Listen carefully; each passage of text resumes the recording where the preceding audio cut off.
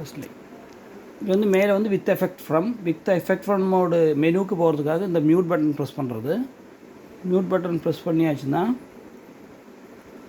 Blink பண்ண ஆரம்பிக்கும். Blink பண்ண ஆரம்பிச்சாச்சுன்னா நம்ம டேட்டு 01/01/25.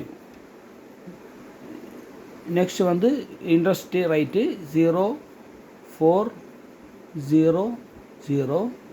அடுத்த ரைட்டு கீழுக்கு வந்தாச்சு டிஜிட்டு 6.6 தானே, 06.90.